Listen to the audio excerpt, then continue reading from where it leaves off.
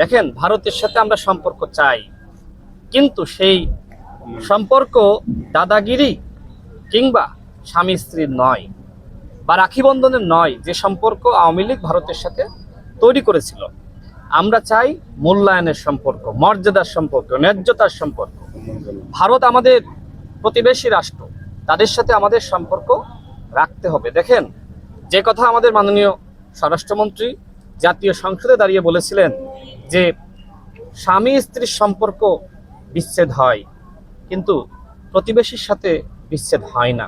সুতরাং ভারতকে আমি বলবো যে আপনারা সম্মানের সহিত মর্যাদার ভিত্তিতে এদেশের জনগণের সাথে আপনারা সম্পর্ক তৈরি করুন। এই মুহূর্তে ভারতীয় যিনি হাই কমিশনার, তিনি একজন রাজনৈতিক ব্যক্তিত্ব।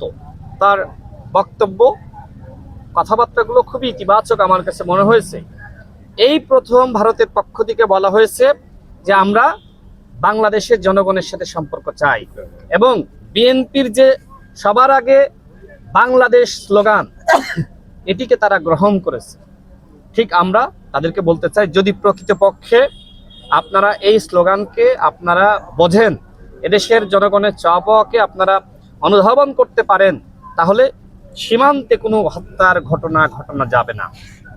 পুশিন পুরোপুরি বন্ধ করতে হবে, এবং রাজনৈতিক সাংস্কৃতিক আগ্রাসন সেটি বন্ধ করতে হবে। আপনাদের মাথায় রাখতে হবে, এই সরকার বিএনপির সরকার, এটি আওয়ামী লীগের সরকার নয়।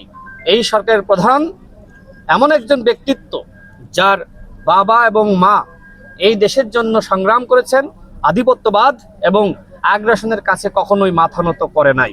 সুতরাং আপনারা অতীতে যেটি দেখেছেন, সেই মানে ভারতের সাথে ভারত বলল আর ভারতের সমস্ত কথায় রাজি হয়ে যাবে, সেটি সম্ভবপর নয়।